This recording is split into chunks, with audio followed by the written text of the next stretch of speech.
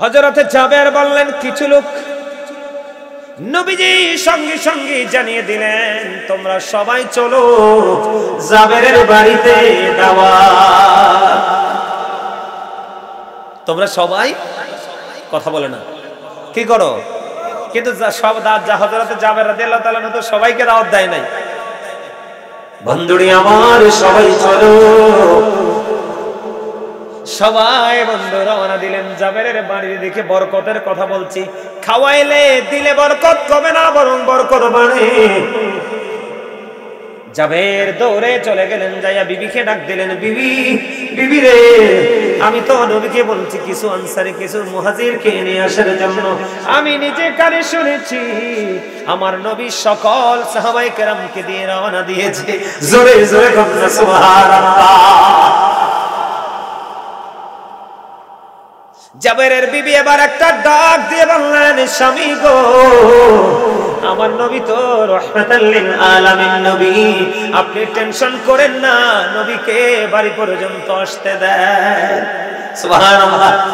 ধীরে ধীরে ধীরে ধীরে বন্ধু বাড়ি পর্যন্ত সবাই আসলো। নবীজি বললেন, রুটির যে খামির, রুটি বানানোর জন্য যে খামির বানাইছো এটা আমার কাছে নিয়ে এসো। রুটি বানানোর জন্য যে খামির নিয়ে আসলো বন্ধু। নবীজি রুটির খামিরের মধ্যে একটু থুতু মোবারক লাগাইয়া দিল, কইলো ঢাকনাটা সরাইও না, একদিক দিয়ে চিমটি দিয়ে রুটি বার করবা, রুটি বানাইবা আর খাইতে দিবা। এবার বললেন, গোস্তের পাতিল নিয়ে আসো। গোস্তের পাতিলের মধ্যে বন্ধু কি করলেন, নবীজির পবিত্র থুতু মোবারক একটুখানি দিয়ে দিলেন। গোস্তের পাতিলের থেকে ঢাকনা সরাইও না, ঢাকনা সরাইও না, একদিক দিয়ে বন্ধু বের করতে বাড়তে থাকবা, দিতে থাকবা, জোরে জোরে কোন সুবহানাল্লাহ।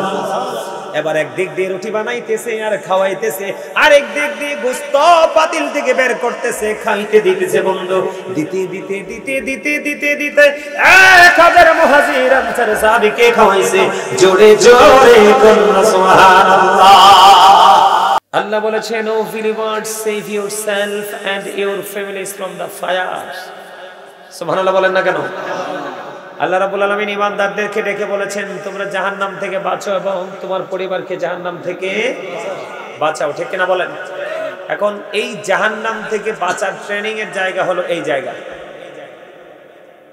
আমরা কিন্তু কেউ নিজেকে কনফিডেন্সলি বলতে পারবো না যে আমরা নিষ্পাপ, কিন্তু আমরা নিজেদেরকে পাপী হিসাবে আখ্যায়িত করতে পারবো, তাই না?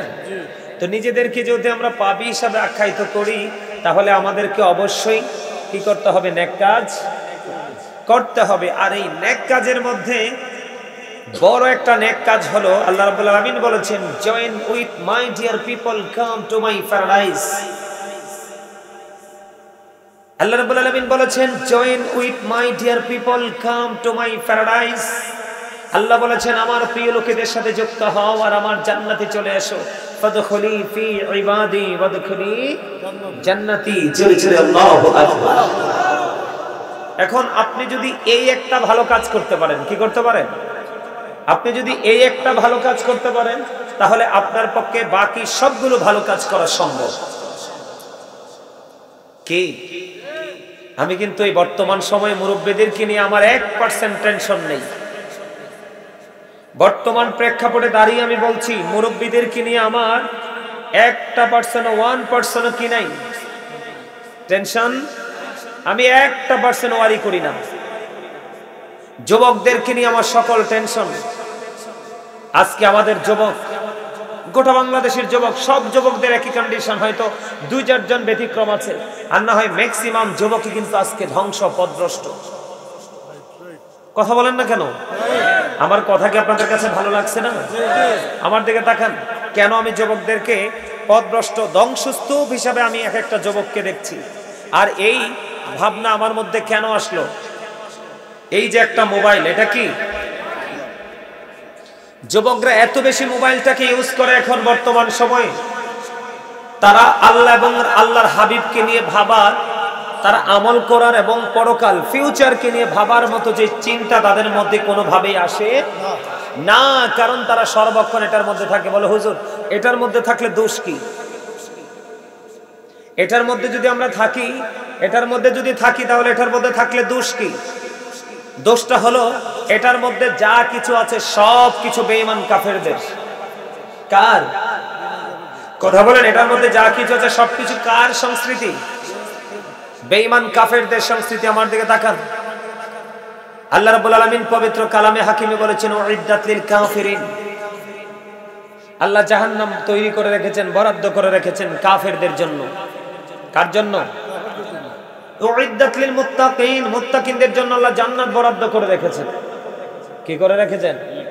জান্নাত বরাদ্দ করে রেখেছেন। কিন্তু মুত্তাকিনদের সংস্কৃতি কোনো কিছুই কিন্তু আপনি এখানে পাবেন না। এখন অনলাইন ইউটিউবের যুগ আসছে বিধায় আমরা আহলে সুন্নাত ওয়াল জামাতের অন্তর্ভুক্ত যারা, আমরা এটা থেকে কিছু তথ্য পাই কি পাই না? কিন্তু অন্যথায় এটার মধ্যে যা কিছু আছে সব বেঈমান কাফেরদের।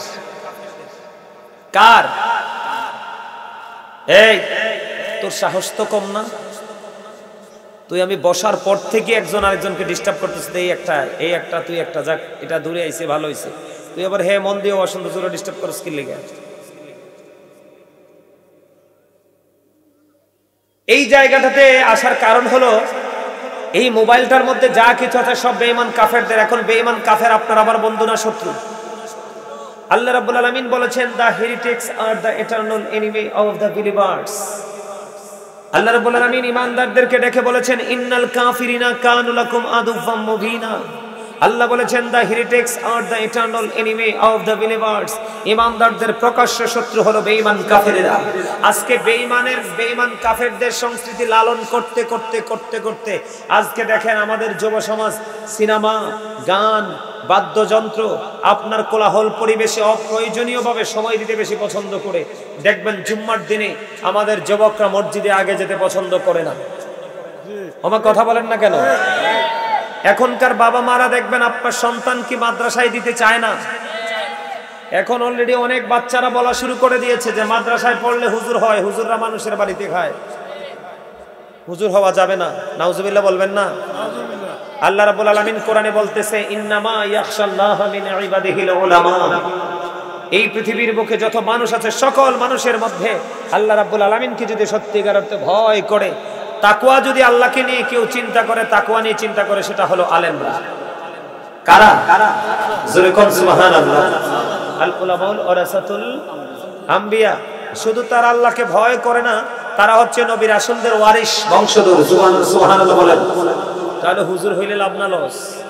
আরো জোরে কোন? আল্লাহ রাব্বুল আলামিন বলেছেন ফাদখুলি ফি ইবাদি ওয়াদখুলি জান্নাতি। আল্লাহ বলেছেন join with my dear people, come to my paradise. Allah বলেছেন তোমরা আমার প্রিয়দের সাথে যুক্ত হও আর আমার জান্নাতে চলে আসো। তার কারণ হলো behold verily the friends of Allah have nothing to bear or to regret. Allah রাব্বুল আলামিন বলেছেন আল্লাহর ওলিদের কোনো ভয় নেই, তাদের কোনো দুঃখ নেই, তাদের কোনো চিন্তা নেই, তাদের কোনো টেনশন নেই, অর টু রিগ্রেট। তারা পরকালেও চ্যাম্পিয়ন। আওয়াজ করে বলেন সুবহানাল্লাহ। আরে আরো জোরে বলেন না সুবহানাল্লাহ। তাহলে আমাদের কার সাথে যুক্ত হওয়া দরকার? আল্লাহ যেটা বলেছে তার সাথে না? আরো জোরে বলেন না। এখন আল্লাহ যে বলেছে, আল্লাহ রাব্বুল আলামিন হুকুম মানলে লাভ না লস? আরো জোরে বলেন লাভ না লস? সম্মানিত উপস্থিতি, আপনার জীবনে আপনি যদি ইমানদার হন, কন্টিনিউ আপনাকে জিকির করতে হবে। কি করতে হবে? জিকির করতে হবে, কন্টিনিউয়াসলি জিকির করতে হবে। আপনি জিকির থেকে বিরত হতে পারবেন না। আল্লাহ বলেছেন ইয়া আইয়ুহাল্লাযীনা আমানু যিকুরুল্লাহা যিকরান কাসীরা ওয়াসাব্বিহুহু বুকরাতাও ওয়াসীলা। আল্লাহ রাব্বুল আলামিন ঈমানদারদেরকে ডেকে বলেছেন তোমরা বেশি বেশি করে কি করো? আল্লাহর জিকির করো। সকাল টু সন্ধ্যা আল্লাহর পবিত্রতা ঘোষণা করো। হুজুর জিকিরটা কেমন করে করব? আল্লাহ বলেছেন ফাযকুরুল্লাহা কিয়ামান, দাঁড়িয়ে দাঁড়িয়ে জিকির করো, কুউদান বসে বসে জিকির করো, ওয়া আলা সুনুবিকুম শুয়ে শুয়ে জিকির করো। বসে দাঁড়িয়ে শুয়ে যেই করে ভাবে জিকির করো, কিন্তু জিকির থামা কেন? জিকির থামা, জিকির থেকে বিরত হওয়া যাবে না। আমার দিকে তাকান। এখন আমাদের কাছে দুনিয়াটা অনেক বড় মনে হয়, এই জন্য আমরা আল্লাহ আল্লাহ রাসূলের জিকির থেকে দূরে। আজকে যদি আমরা 100% মুমিন হতে পারতাম, আজকে আপনাদের এলাকায় কি মানুষ নাই? সব মানুষ আসলে কি প্যান্ডেলে জায়গা হতো? হতো না। মানুষ এই জায়গাগুলো থেকে দিন দিন দূরে চলে যাচ্ছে। যত দেখবেন মসজিদ থেকে, মাহফিল থেকে, দিনের কাজ থেকে মানুষ দূরে চলে যাচ্ছে, মনে করবেন তত বেশি কিয়ামত কাছাকাছি চলে আসতেছে। কারণ যখন ইসলাম প্রকাশিত হয়েছিল, আবির্ভূত হয়েছিল, তখন ইসলাম ছিল গরিব, তখনও পৃথিবীর অবস্থা ভালো ছিল না। যখন আবার ইসলাম মানুষের হৃদয়ে আবার কি হয়েছেন, মানুষের স্থান নিয়েছেন, মানুষের হৃদয়ে ইসলাম নিয়ে মানুষ গবেষণা করা শুরু করে দিয়েছেন, তখন পৃথিবীর অবস্থা আবার ভালো হয়ে গেছে, এখন আবার ইসলাম আপনার আমার কাছ থেকে গরিব হয়ে যাচ্ছে, পৃথিবীর অবস্থাও দিন দিন অবনতির দিকে যাচ্ছে। মনে রাখতে হবে এটা কিয়ামতের আলামত। আমার দিকে তাকান, আল্লাহ বলেছেন ওমাল হায়াতুদ দুনিয়া ইল্লা মাতাউল গুরুর, এই দুনিয়ার জীবনে, পৃথিবীর জীবনে এটা এই হায়াতটা একটা ধোঁকা ছাড়া কিছুই। তাহলে আজকে আমরা আসলটা ছেড়ে নকলের পিছে দৌড়াচ্ছি, সত্যবাদিতা ছেড়ে মিথ্যাবাদীর পিছনে আমরা সময় দিচ্ছি। সম্মানিত উপস্থিতি, এটা আপনার আমার জন্য কি নিয়ে আসবে? কাল বৈশাখী ঝড় ডেকে নিয়ে আসবে। বন্ধুরি আমার, মক্রপুর পূর্ব পাড়ার আমার ভাই, আমার বাবারা, আমার মা, আমার বোনেরা, সবাইকে ডেকে ডেকে বলছি রে, এই দুই জানালা খুলে সবাই শোনে। আমার আল্লাহ বলে দিয়েছে, বান্দা, পৃথিবীর বুকে যদি কোনো সিসি ক্যামেরা থাকে রে, ওই সিসি ক্যামেরার ভয়ে তুমি ফুটেজ প্রকাশিত হয়ে যাবে, এই জন্য তুমি সিসি ক্যামেরার ধারে কাছেও যাও না। কিন্তু বান্দা, তোমরা জানো না, আল্লাহ রাব্বুল আলামিন বলে দিয়েছেন, ওয়া ইন্না আলাইকুম লাহাফিজিন কিরামান কাতিবিন। আল্লাহ রাব্বুল আলামিন কিরামান কাতিবিন, দুইটা ফেরেশতা তোমার আমার সঙ্গে বন্ধু চিরস্থায়ী ভাবে সেটিং করে দিয়েছে। দুনিয়ার সিসিটিভির ভয়ে তুমি কোন অন্যায় করো না, অপরাধ করো না, সব বন্ধু কোলাহল পরিবেশে যাও না, কিন্তু তোমার আমার জন্য ওই চিরস্থায়ী ভাবে দুইটা সিসি ক্যামেরা সেটিং করে দেওয়া হয়েছে। তোমরা জানো না, জীবনের প্রত্যেকটা কর্ম তোমার সামনে ওপেনিং করে দেওয়া হবে, তুলে ধরা হবে। আপনার আমার জীবনে কে কি করেছি আর কি করিনি, সেটা আপনার আমার সামনে প্র্যাকটিক্যালি ধরা হবে।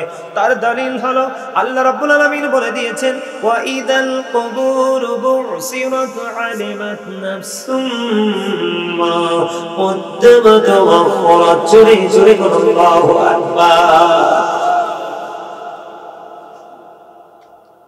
প্রত্যেকটা মানুষ তার জীবনে কে কি করেছে আর কি করেনি, সব আপনার আমার প্র্যাকটিক্যালি আপনার আমার চোখের সামনে থাকবে।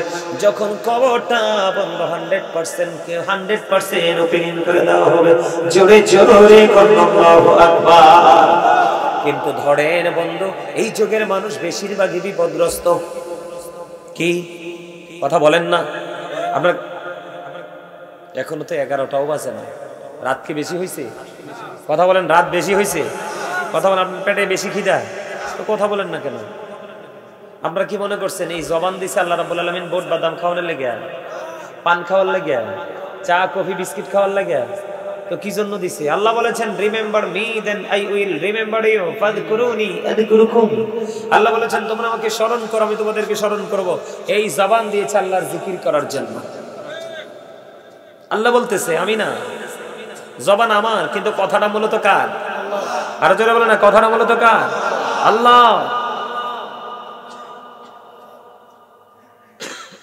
বন্ধুরে আমার, আল্লাহ বলতেছেন, আপনার আমার জীবনে কে কি করেছি আর কে কি করিনি প্রেজেন্ট করে দেওয়া হবে রে।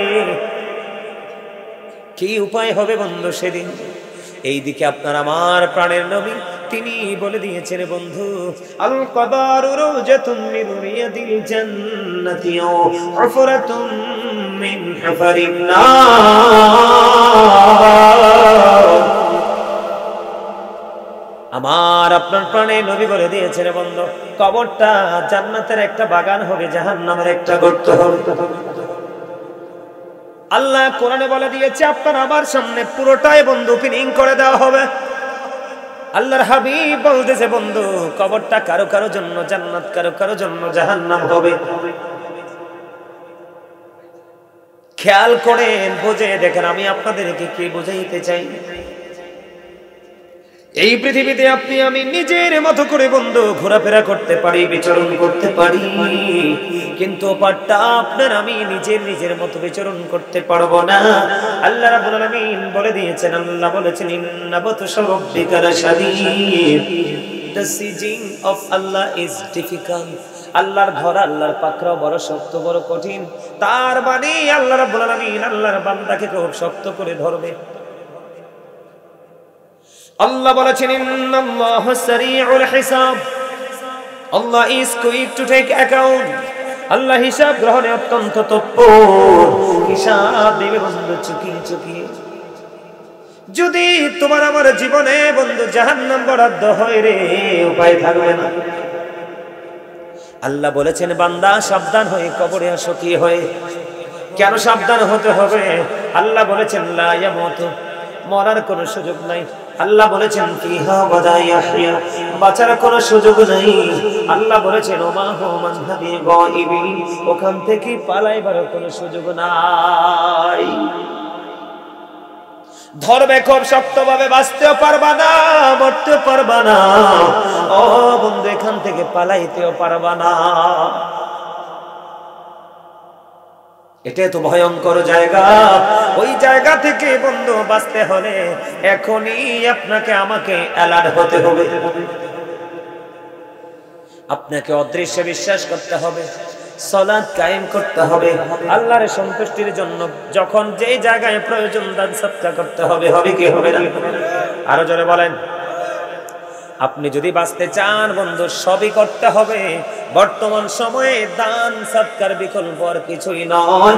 কারণ বর্তমানে সমাজের মধ্যে মানুষ, গরিব মানুষগুলো সাফার করে, দুঃখ ভোগ করে, একমাত্র দান সদকা বেশি সঠিকভাবে না করার কারণে। এটা আপনারা বিশ্বাস করেননি? আরো জোরে বলেন। কেমন ভাবে দান করতে হবে? আপনারা আমার দিকে তাকান।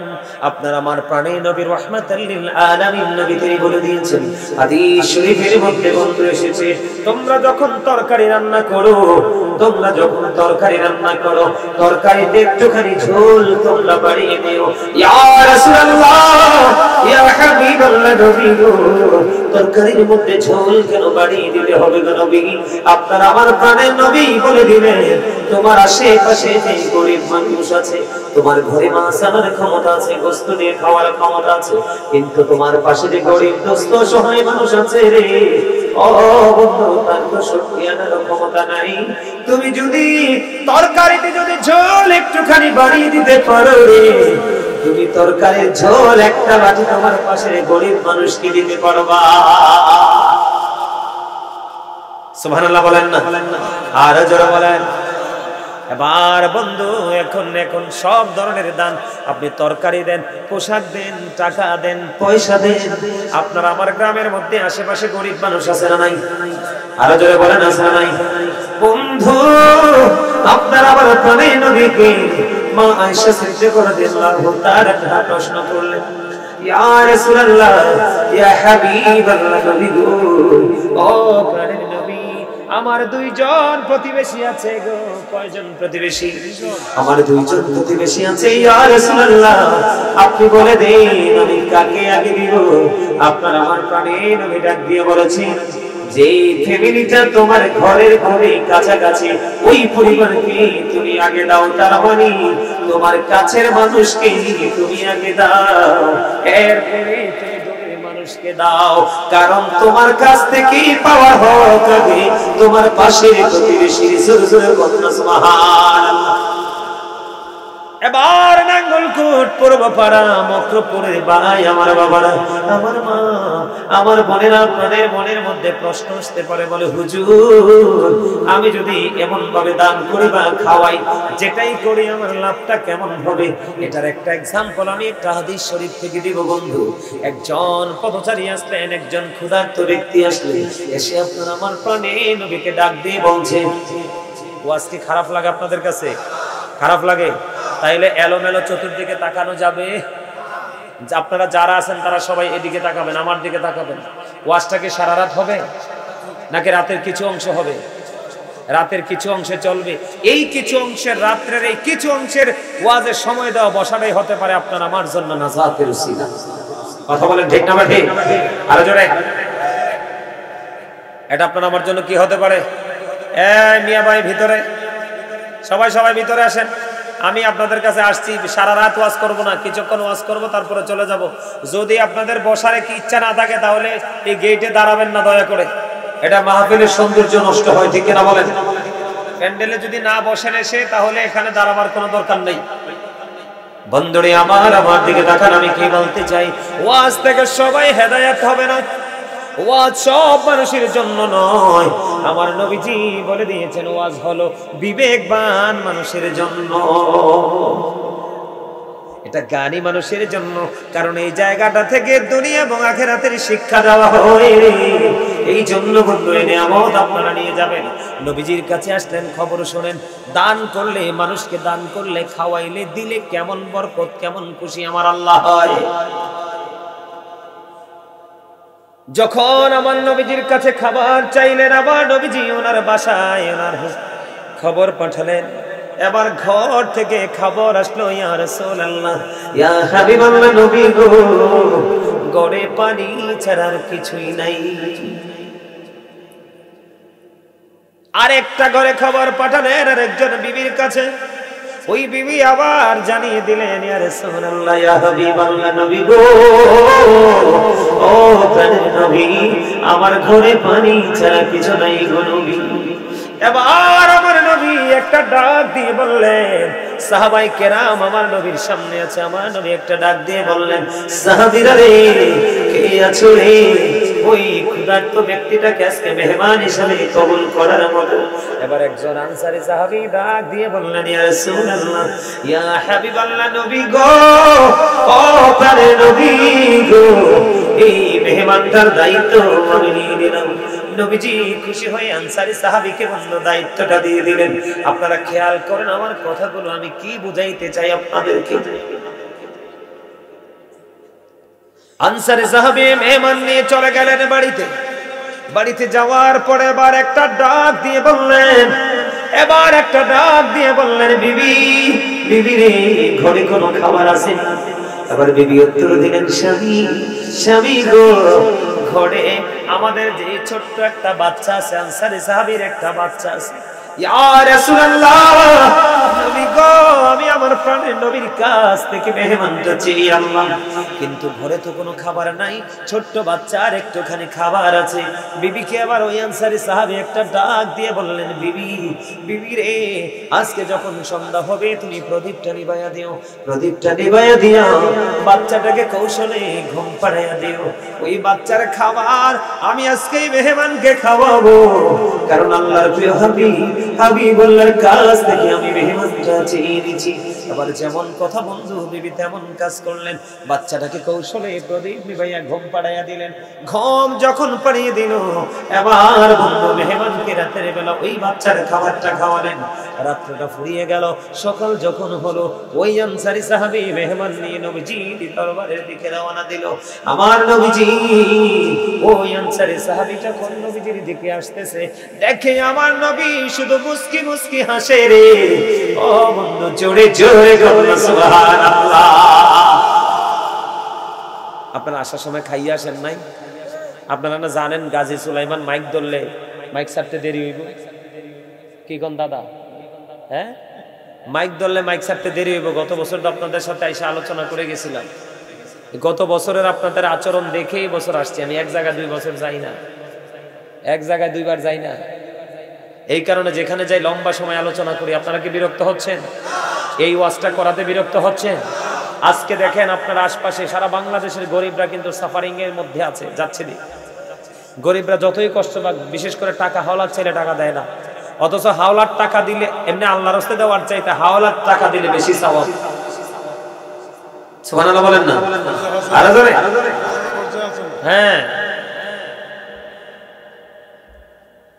এবার কি করলেন? আমার আপনার প্রাণের নবী আনসারী সাহাবীর দিকে তাকায়া তাকায়া হাসে রে। এবার কাছাকাছি যাওয়ার পরে আপনার আমার প্রাণের নবীকে প্রশ্ন করা হলো, ইয়া রাসূলুল্লাহ, ইয়া হাবিবাল্লাহ, নবী গো, ও প্রাণের নবী, মুস্কি হাসার কারণ কি গো নবী? এবার আমার নবী একটা ডাক দিয়ে বললেন, ও সাহাবী রে, তুমি গতকালকে মেহমানের সাথে যে আচরণ করেছো, এই আচরণে আমার আল্লাহ অনেক বেশি খুশি হয়েছে, সন্তুষ্ট হয়েছে। আমি সে খবর পেয়ে গেছি, এই জন্য আমি নবী তোমাকে দেখে মুস্কি হেসেছি। কথা বলেন না কেন? আরে ভাই আপনার আমল নামায় সদকার সব চলে আসবে। মানুষ কি শুধু যে হুজুর মানুষকে খাওয়াইলে সওয়াব হবে এমনটি নয়। আপনাদের এলাকায় কৃষি কাজ করে না মানুষ? টমেটো ক্ষেত করে কি করে না? আলু ক্ষেত করেনি, গম ক্ষেত করেনি, সরিষা এখন আসেনি, কথা বলেন না আছে না নাই? ফুলকপি আসেনি, বাঁধাকপি, কুমড়া ক্ষেত, লাউ ক্ষেত, বেগুন ক্ষেত। এমনি করে করে মানুষের নিত্যদিনের চাহিদা পূরণ করার জন্য যে দ্রব্য সামগ্রী, এর মধ্যে কাঁচা সবজি যেটা এটা মানুষের জীবনে অবর্ণনীয় গুরুত্ব রাখে, এমন বাগান যদি কেউ করে থাকেন, আপনার বাগান থেকে যদি যাইয়ে দেখেন আজকে ফল আছে, কালকে যাইয়ে দেখলেন সকালে নাই, আমি আপনাদেরকে আজকে বলে যাই বন্ধু,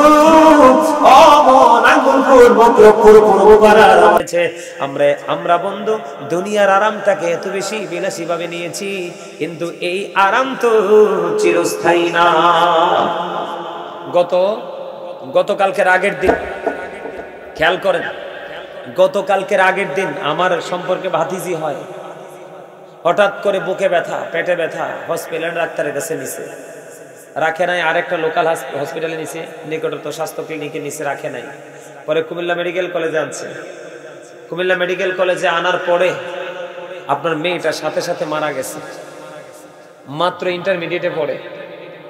কি করে? মাত্র ইন্টারমিডিয়েটে পড়ে। এবার বুঝতে পারছেন নি মানুষের হায়াতটা কত ছোট হয়েছে? কথা বলেন না। এইরকম মেয়ে, বাচ্চা মেয়েকে আপনার বুকে ব্যথা, পেটের ব্যথায় মারা যাওয়ার কথা, কিন্তু মারা গেছে। আগের যুগের মানুষের হায়াত ছিল লম্বা, সুস্থতা ছিল বেশি, খাবার খাইতো সুস্বাদু, কিন্তু তাদের মধ্যে কোনো অহংকার ছিল না। কিন্তু এখনকার যুগের মানুষের মধ্যে অসভ্যতা বেশি, নোংরামি বেশি, হায়াত ছোট, সুস্বাদু খাবার তো খাইতে পায় না, সার। কিন্তু এত প্রতিকূলতা থাকার পরেও কিন্তু তাদের অহমিকা যায় না। কোনটা ভালো? আগের যুগের মানুষ। এখন থেকে দিন যত গড়াবে জাহান্নামের সংখ্যা ততই পৃথিবীতে আপনারা দেখতে পাবেন। কারণ মুরব্বীদের অন্তরে এখনো খুঁজতে পাওয়া যায়, তাদের মধ্যে এখনো আদব কায়দা নিয়ম নীতি আছে, কিন্তু এখনকার ছেলেরা এগুলোতে নাই। তার কারণ হলো এখনকার ছেলেরা এগুলো নিয়ে চর্চা করতে পছন্দ করে না, পরে তারা বেঈমান কাফেরদেরকে নিয়ে চর্চা। ঠিক কিনা বলেন? খেয়াল করেন বন্ধু, কত মজার জিনিস। হযরতে জাবের বললেন, কিছু লোক নবীজি সঙ্গে সঙ্গে জানিয়ে দিলেন, তোমরা সবাই চলো জাবেরের বাড়িতে দাওয়াত। তোমরা সবাই, কথা বলে না, কি করো? কিন্তু সব হযরতে জাবের রাদিয়াল্লাহু তাআলা তো সবাইকে দাওয়াত দেয় নাই। বন্ধুরি আমার, সবাই চলো।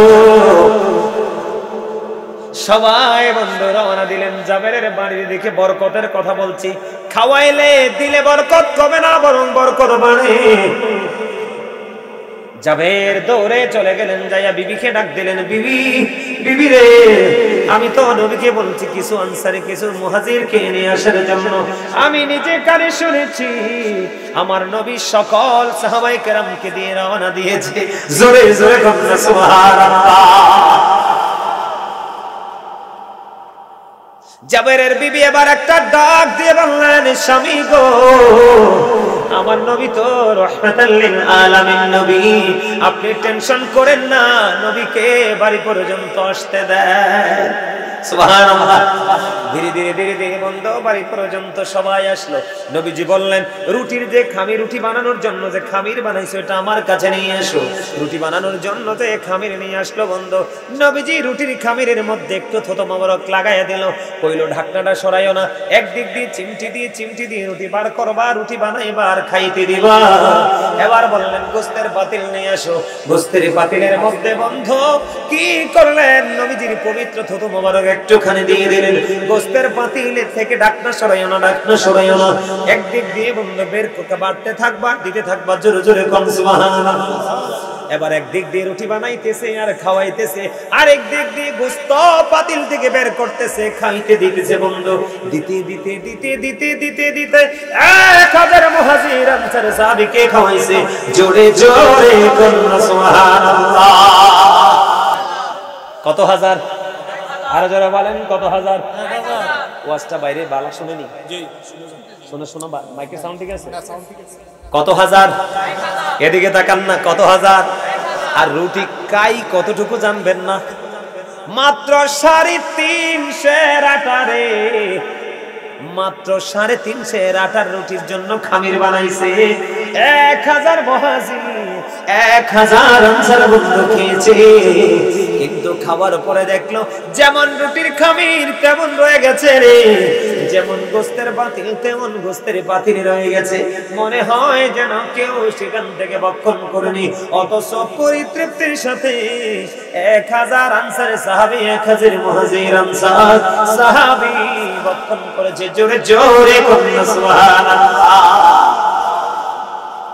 আমরা সেই নবীর উম্মত হিসাবে আমরা যদি সেগুলো চর্চা করি, আমরা বরকত পাবো কি পাবো না? কিন্তু বিশ্বাস থাকতে হবে যে আমার বরকত হবে। কিন্তু আমরা যদি বিশ্বাসটা ঠিকভাবে করতে না পারি, তাহলে কিন্তু আমাদের কোনো বরকত হবে। আমার কথা বুঝতে পারছেন আপনারা? আরো জোরে বলেন, বুঝতে পারছেন? এবার আসেন বন্ধু, এটাও কিন্তু দান কিনা দাদা বলেন? এই যে মানুষে খাওয়ানো, এটা সদকা করা কিনা? টাকা খরচ হয় না? আর আরো জোরে কোন টাকা খরচ হয় কি হয় না? আব্দুল্লাহ ইবনে মাসউদ রাদিয়াল্লাহু তাআলা আনহু থেকে হাদিস খানা বর্ণিত। আমার দিকে তাকান, আপনার আমার প্রাণের নবী সাহাবায়ে কেরাম দেখে প্রশ্ন করলেন, তোমাদের মধ্যে এমন কি কেউ আছে রে নিজের সম্পদের চাইতে ওয়ারিসের সম্পদ বেশি পছন্দ করো? সাহাবীরা বললেন, ইয়া রাসূলুল্লাহ, ইয়া হাবিবাল্লাহ, নবী গো, আমাদের মধ্যে এমন কেউ নাই গো যে নিজের সম্পদের চাইতে ওয়ারিসের সম্পদ বেশি পছন্দ করে। আমার নবীজি বললেন, ওইগুলো হলো তোমার নিজের সম্পদ, যা তুমি ইন্তেকাল করার আগে আল্লাহর সন্তুষ্টির জন্য তোমরা খরচ করো। সুবহানাল্লাহ বলে না? একটা মানুষ মরার আগে আল্লাহর সন্তোষের জন্য যা খরচ করে, এগুলো হলো আপনার আমার নিজের সম্পদ। আর যা পৃথিবীতে রেখে যাব তা হলো ওয়ারিসের সম্পদ। এখন আমরা আগে নিজের সম্পদ জোগাড় করব না ওয়ারিসের সম্পদ? নিজের সম্পদ, ঠিক কিনা বলেন? নিজের সম্পদ আমরা যদি দান সাদকা, মানুষকে কাপড় চোপড়, মসজিদ মাদ্রাসা এতিমখানায় যদি আমরা দান করি, এটা আপনার আমার আপন সম্পদ হয়ে থাকবে। জোরে জোরে কোন ঠিক না বেঠিক? এখন আমাদের এই দেশের মানুষ কি দান সাদকা করতে চায়? এখন চায় না। আমাদের গ্রামে 32 বছরের পুরনো একটা মসজিদ, কত বছর? 32 বছরের পুরনো একটা মসজিদ। আশপাশে কত বড় বড় বিল্ডিং হয়েছে, কিন্তু মসজিদ কেউ করে নাই। মাটির দেয়াল, টিনের চাল পড়ে আছে। আশেপাশে কত বিল্ডিং হয়েছে, করে নাই। আমিও তো গুনাহগার, মসজিদের কাজটা ধরেছি মাত্র 5 মাসে শুরু থেকে শেষ কমপ্লিট করে ফেলেছি। সুবহানাল্লাহ বলেন না? একদম টাইলস করে, কি করে? একদম টাইলস করে 5 মাসে, মাত্র 5 মাসে ভিতর বাহির কমপ্লিট করে আগে 5 ওয়াক্ত তখন জুমা চালু করে দিছি। আমার সুবহানাল্লাহ কন্যা কিনলো, আরে ব্যাকে বেরিয়ে কন্যা সুবহানাল্লাহ। আমরা কি গত বছরের তুলনায় এই বছর দুর্বল? হ্যাঁ, গত বছর মুসল্লি কি শক্ত আছিল না? আসলে এই জীবনের সব হাইব্রিড খানা খাইছে এই এক বছর। হ্যাঁ হ্যাঁ হ্যাঁ, বন্যায় দুর্বল করিয়া লাইছে। হানি উঠছে নেই, হানি বলে উঠছে কোন আন্দি? আয় তো হানি দেখি না, হানি তো উল্টা পাল্টা পথে চলে না, ঠিক কিনা বলেন? আপন গতি যেদিকে সেদিকে যায়, ঠিক না? এখন গাছের পেয়ারায় পোকা, বড়ই কিন্তু গাছে পাইকার হয়েছে, কামড় দিয়ে দেখলাম 100% ধোকা। আছে না নাই? পোকা আছে না নাই? কারণ কি জানেননি? এখন মানুষ মাছের যখন চাষ করে উপর দিয়ে নেট দেয়, পাখিরে মাছ খাইতে দেয় না। গাছে যখন ফল ধরে চারপাশ দিয়ে বেড়া দেয়, মানুষরে খাইতে দেয় না। আছে না নাই? বলছিনি গত বছর কাঁঠালের কোয়ার মধ্যেও পোকা পাইছে। কাঁঠালের কোষ খুবই সুন্দর শক্ত, কিন্তু কামড় দিয়ে দেখি বন্ধু পোকা। এটার কারণ কি জানেননি? গত বছর অগ্রহণ মাসে আমি দেখেছি মানুষের পাকা ধান কাইটা শোয়া দিছে, ধান খের শুকিয়ে যাবে, কিন্তু রাতে বৃষ্টি এসে সব ধান জমিনের মধ্যে আল্লাহ পচায়া দিছে। তার কারণ কি জানেননি? তার কারণ হলো বন্ধু আমার, এই হাদিস শুনেন, একজন পথচারী বন্ধু পাহাড়ের রাস্তা দিয়ে হেঁটে হেঁটে যায়, যাওয়ার সময় হঠাৎ করে শুনতে পাইলেন অমুকের জমিনে পানি দাও। যখন বললেন বলতে দেরি রে, তাৎক্ষণিকভাবে বৃষ্টি শুরু হয়ে গেল। বৃষ্টি যখন শুরু হলো, পানি জমিনের মধ্যে পড়ে একটা নালা দিয়ে বন্ধ নিচের দিকে বেয়ে বেয়ে যায়। যখন নিচের দিকে নালা দিয়ে বেয়ে বেয়ে যায়, ওই পাহাড়ের উপর যিনি অজানা গন্তব্যের দিকে রওনা দিলেন, তিনি আবার কি করলেন বন্ধু, পানির সাথে সাথে নিচে নামলেন। নামার পরে চাইয়া দেখেন পানিগুলো একটা গর্তের মধ্যে বন্ধু ফিলাপ হচ্ছে, স্থানান্তরিত হচ্ছে। আর একজন হিসে হিসে উপর দিকে পানিটা দেয়। এবার তাকে প্রশ্ন করলেন, তোমার নাম কি? কয় আমার নাম অমুক। তোমার জীবনে কি এমন আমল করেছো? মেঘ খন্ড থেকে আওয়াজ আসতে দেরি, মেঘ বৃষ্টি হয়ে পৃথিবীতে আসতে দেরি করলো না। কয় আমার জীবনের সবচেয়ে বড় আমল হলো এই জমিনের মধ্যে যখন আমি ফসল বুনি, ফসল যখন হয় রে, ফসল হওয়ার পরে ফসলটা যখন পরিপূর্ণ হয়, এটাকে 3 ভাগ করে, কয় ভাগ? 3টা ভাগ করি। প্রথম ভাগ আমি আল্লাহর সন্তুষ্টির জন্য খরচ করে দেই, আরেক ভাগ আমি বীজ বপনের জন্য রাখি, আরেকটা ভাগ আমি আমার ফ্যামিলি পরিবারের চাহিদা পূরণের জন্য রাখি। জোরে জোরে বলুন না সুবহানাল্লাহ। এখন আপনার আমার মাঝে চর্চা আসেনি? নাই। আল্লাহর নবী কিন্তু বলে নাই আপনাকে সব দান করে দিতে। নবীজির এক সাহাবী অসুস্থ হলেন, এদিকে তাকান। আল্লাহ রাসূল এক সাহাবী অসুস্থ হলো, সাহাবীকে দেখতে গেলেন। যাওয়ার পরে সাহাবী একটা ডাক দিয়ে বললেন, ইয়া রাসূলুল্লাহ, নবী গো, আমার যত ধন আছে আমি সব দান করে দিব। নবীজি বললেন, না না না, সব দান করা যাবে না। এবার বললেন, ইয়া রাসূলুল্লাহ, তাহলে আমি অর্ধেক দান করে দিব। নবীজি এবারও বললেন, না না না, অর্ধেকও দান করা যাবে না। এরপরে বললেন, ইয়া রাসূলুল্লাহ, তাহলে আমি 1/3 দান করে দিব। এদিকে তাকান, মানে 3 ভাগের 1 ভাগ দান করব। নবীজি বললেন, হ্যাঁ এটা করতে পারো। এবার আপনারা প্রশ্ন করতে পারেন, হুজুর নবীজি 3 বার কেন গো না করলেন? কেন 3 বার না করলেন? এটার কারণ হলো আল্লাহর নবী বলেছে, তোমার ইন্তেকালের পরে তোমার ওয়ারিস, তোমার সন্তানেরা অন্যের কাছে হাত পাতবে ভিক্ষুকের মতো। ওই এই অবস্থায় তুমি তোমার সন্তানকে রেখে যেতে পারো না। এই এমন অবস্থায় তুমি তোমার সন্তানকে রেখে যাও না, সন্তানের জন্য রেখে যাও, এবং তুমি যে ওপারে যাবে ওপারের সম্পদ বাজেটও তুমি দান করে যাও। জোরে জোরে বলুন সুবহানাল্লাহ। আমার গ্রামে, বিশ্বাস করবেন কিনা জানি না, আমার গ্রামের মানুষ আমাকে শুধু দেখে দেখে তামাশা দেখেছে। কিছু লোক দিয়েছে, কিছু অল্প থোড়া থোড়া কিছু টাকা দিয়েছে, একেবারে অল্প কিছু। যেমন ধরেন মসজিদটাতে প্রায় 1/2 কোটি টাকা গেছে, আমার যে মসজিদটাতে প্রায় 1/2 কোটি টাকা গেছে, কিন্তু সব মিলে গ্রামের মানুষের থেকে আমি 1 লক্ষ টাকাও পাইনি। কত বড় আফসোসের কথা দাদা, খেয়াল করছেন নি? কত বড় আফসোসের কথা খেয়াল করছেন? অথচ এক একজনের ছাদ দিয়ে দিয়ে কত সুন্দর সুন্দর বিল্ডিং বানাচ্ছে, মসজিদে টাকা। অনেকেই গরু মসজিদের কাজ চলতেছে, একজনে গরু কিনছে, মসজিদে টাকা দেয় না। আরেকজনে জমি কিনতেছে, মসজিদে টাকা দেয় নাই। আসল কথা হচ্ছে মসজিদে তো টাকা, সবার টাকা মসজিদে লাগবে। বলে হুজুর কেন গো, কেন গো? মসজিদে না লাগার কারণ হলো রে, মসজিদে না লাগার কারণ হলো বন্ধুরে আমার, এই পৃথিবীর মুখে যে ব্যক্তি ছোট হোক বা বড় হোক মসজিদ বানাই রে, আমার আল্লাহ তার জন্য জান্নাতে ঘর বানায়। হাদিস শরীফের মধ্যে এসেছে জান্নাতের বাগানটা আবার ছোট হোক বা বড় হোক, মাটির হোক বা টিনের হোক বা পাকা ইটের হোক, ছোট হোক বা বড় হোক, দুনিয়ায় যদি তোমরা কেউ মসজিদে সাহায্য করো, মসজিদে দান করো, তুমি তার চেয়ে দুনিয়া এবং দুনিয়ার চাইতে উত্তম বন্ধু জান্নাতে ঘর তুমি বরাদ্দ পাবে। সুবহানাল্লাহ বলেন না? আরো জোরে বলেন। এই জন্য বলছি, আপনার জমিনে ফসলও তো ভালো হয় না। ছেলে এখন দেখবেন ম্যাক্সিমাম, আমার কথা যদি অযৌক্তিক হয় বললেন, দেখবেন এখন বাংলাদেশের অসংখ্য ছেলেরা বিদেশে যাওয়ার পরে কাজ পায় না। আমার কথা কয় না? তাহলে মনে হয় আপনাদের মক্তবপুরে এরকম ঘটনা ঘটে নাই? অসংখ্য ছেলেরা বিদেশে যায়, কাজের কোনো হদিশ। কেন হদিশ নাই জানেন? তার একটা মাত্র কারণ, সে কারণ হলো তাদের নিয়ত সহি নাই। কি নাই? আপনাদের নাঙ্গলকোটে আমি গত কয়েকদিন আগে আসছিলাম, ওইদিকে একটা ময়ূর আছে না, ময়ূরাতে আসছিলাম, অনেক মানুষ হয়েছিল, বিশাল প্যান্ডেল। আপনাদের এই প্যান্ডেলের 2টার সমান হবে ওই দিন এত কুয়াশা পড়ছে, আপনারা এইভাবে উপর থেকে একবার বৃষ্টির মতো পড়েছে, কিন্তু মানুষ তারপরও বের হয়ে নাই। ময়ূরাতে আসছিলাম ওই দিন, ময়ূরাতে আসার পরে ওই দিন দেখলাম মানুষের অন্তরের প্রেম। ওয়াজ করতে করতে আবার কিনে আমার বলতেছে, হুজুর আমাদের মসজিদের অবস্থাটা একটু বেহাল অবস্থা, যদি একটু সাহায্য করতেন। পরে মানুষের কাছে হাত পাতলাম, যথেষ্ট মানুষ দিয়েছে মসজিদের জন্য। হুজুর এই জায়গায় এসে কাজটা আটকাই গেছে, যার যতটুকু সাধ্য আছে, যার এক বস্তা সিমেন্ট দেওয়ার অধিক ক্ষমতা আছে সেও দিয়ে গেছে।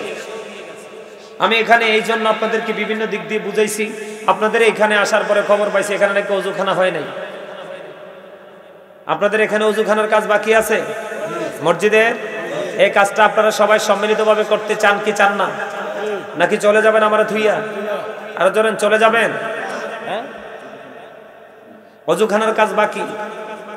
অজুটা করাইবেন যে আপনি কেমন সওয়াব পাইবেন জানেননি? আরো জোরে কর না।